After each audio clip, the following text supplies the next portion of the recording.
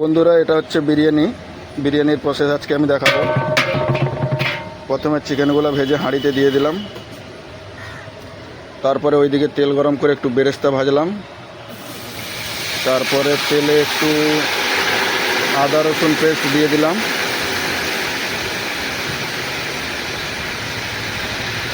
পরের অংশটা পরে বলছি। এইদিকে একটু লঙ্কা গুঁড়া দিয়ে দিলাম তেলের সঙ্গে, ওই আদা রসুন পেস্টের সঙ্গে লঙ্কা গুঁড়া একটু দিয়ে দিলাম। এইদিকে চাল সিদ্ধ হচ্ছে, চালটাকে আগে ভালো করে ধুয়ে নিতে হবে। তারপরে এই তেলের মধ্যেই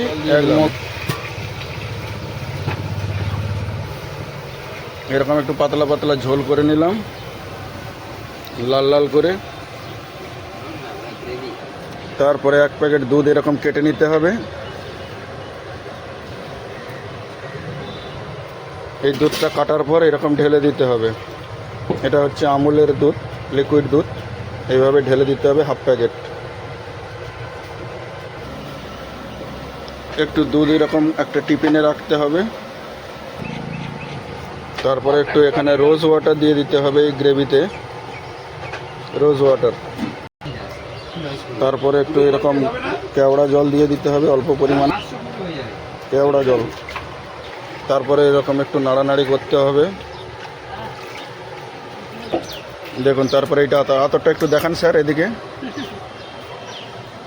হ্যাঁ, কত পরিমাণ আতর দিতে হবে? হাফ পরিমাণ দিতে হবে রাইস হিসাবে। এই যে আতর কাটা হচ্ছে।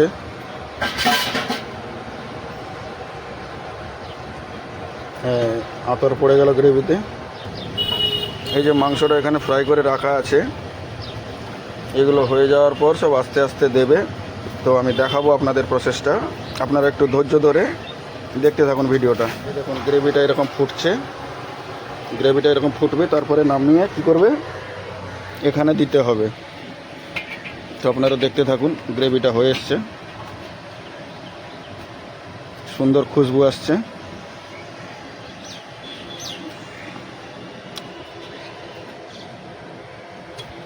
তো দেখুন, এই গ্রেভিটা এবার এখানে ঢালা হয়ে যাচ্ছে ধীরে ধীরে।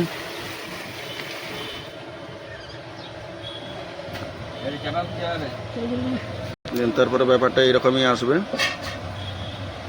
এর উপরে আলু রাইস দিয়ে দিলে ধীরে ধীরে হয়ে যাবে। এখানে কিছু মশলা দিয়ে দিচ্ছে, একটু বিরিয়ানি মশলা দিয়ে দেওয়া হলো। খুব সুন্দর স্মেল আসছে, দারুণ খুশবু। এরপরে একটু আমরা বেরেস্তা দিয়ে দিব এর উপরে। এই যে বেরেস্তা, আস্তে করে এরকম ছড়িয়ে ছিটিয়ে গোটাটা।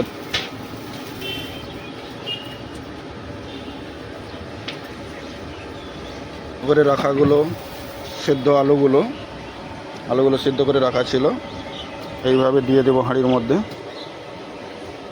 এদিকে ওদিক করে গোটাটা ছড়িয়ে ছিটিয়ে দিতে হবে, দিলে বিরিয়ানি কাটতে সুবিধা হবে। দেখুন, আলুর সাইজ কিন্তু এরকম করতে হবে, বড় সাইজের আলু 2 পিস। এইভাবে সাজিয়ে নিতে হবে ধীরে ধীরে আলুগুলো।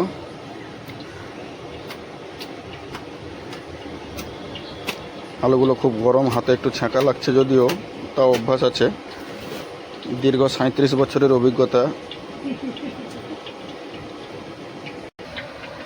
দাদা, আলুগুলো কিভাবে সেদ্ধ করতে হবে? মোটামুটি একটু মানে নরম হলে হয়ে যাবে তো? হ্যাঁ। নাকি একদম গলিয়ে দিতে হবে? হালকা নরম, মানে 4 ভাগের মধ্যে 3 ভাগ করে নিতে হবে। আচ্ছা আচ্ছা, 1 ভাগটা দমে হয়ে যাবে, এখানে হয়ে যাবে। তো দেখতে পাচ্ছেন বন্ধুরা কেমন ভিউটা, খুব সুন্দর। তার উপরে আবার একটু মশলা দিয়ে দিতে হবে এরকম। আলুর জন্য মশলা যাই তো। হ্যাঁ, নাহলে আলুতে এত টেস্ট আসবে না, একটু দিয়ে দিতে হচ্ছে মশলাটা। এই মশলাটা দাদা কী কী দিয়ে বানিয়েছেন? এটা অনেক কিছু আছে, আপনার গোলাপ পাপড়ি আছে, এলাচ আছে, লবঙ্গ আছে, দারচিনি আছে, সাজিরে আছে, সামরিক আছে। আচ্ছা, 8 রকমের মাল দিয়ে এটা বানানো হয়েছে। ঠিক আছে।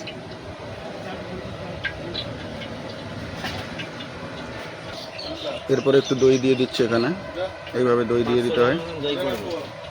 500 গ্রাম মতো দই পড়বে এতে, ঠিক আছে? তবে ফ্লেভারটা ভালো আসবে, টেস্টটা ভালো হবে।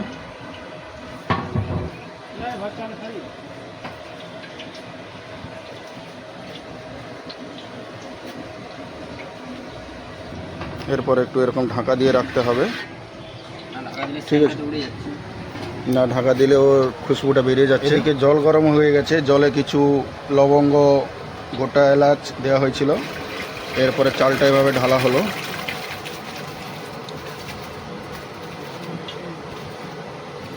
চালটাও সেম 4 ভাগে 3 ভাগ করতে হবে নাকি?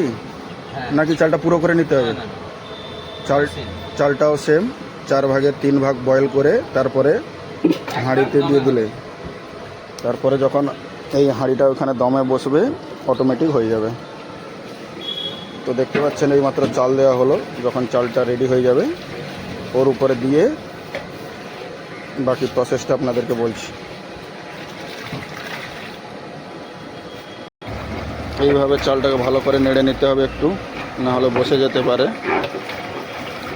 ঠিক আছে? বাকি চালটা হয়ে গেলে তখন তোমার ওই হাঁড়িতে দেওয়া হবে, তখন ওইটা দেখাবো। এখনকার মতো এই পর্যন্ত।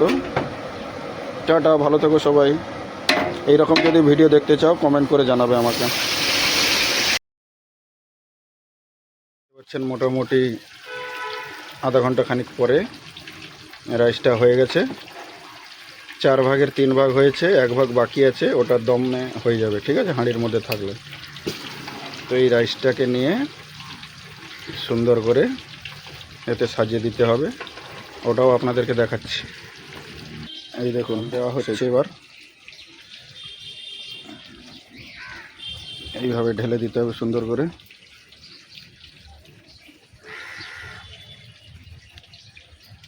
ধোঁয়ায় ধোঁয়া, ভর্তি ধোঁয়া। আচ্ছা, এটা ক প্লেট মতো বানানো হয়েছে স্যার বিরিয়ানিটা? 60 প্লেট। 60 প্লেট, ওকে। এটা 60 প্লেটের চাল। এটা না, আরো চাল আছে। আরও চাল আছে, ওই জলটা বের করলে ওখান থেকে কিছু চাল বেরোবে। তো 60 প্লেট মতন, তাহলে মোটামুটি কত চাল দিতে হয়? 9 কিলো। 9 কেজি চাল। সাদা 9 কিলো লাগবে। তো দেখতে পাচ্ছেন এখনো চালটা থেকে জল বের করে নেওয়া হলো। এবার পুরোটাই এই হাঁড়িতে ঢেলে দেব।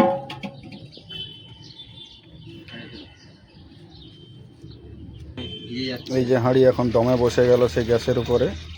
এখানে দম দেওয়া হবে সুন্দর, আস্তে আস্তে হালকা আছে হিট দেওয়া হবে, দিলে এটা পুরোপুরি কমপ্লিট হয়ে যাবে।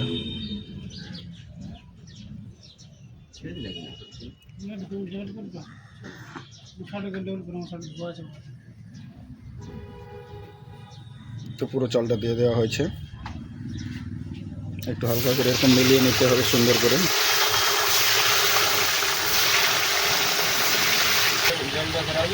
হ্যাঁ,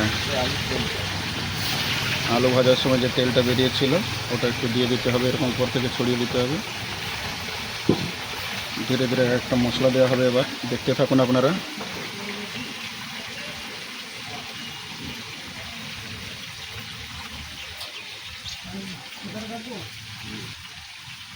এইভাবে একটা গামছা দিয়ে ঢাকিয়ে তারপরে এরকম দমে বসিয়ে দেওয়া হলো। তো বাকিটা পরে দেখাচ্ছি, এখনকার মতো এই পর্যন্ত। পরে যদি এরকম ভিডিও দেখতে চাও আমাকে কমেন্ট করে জানাবে, ঠিক আছে বন্ধুরা?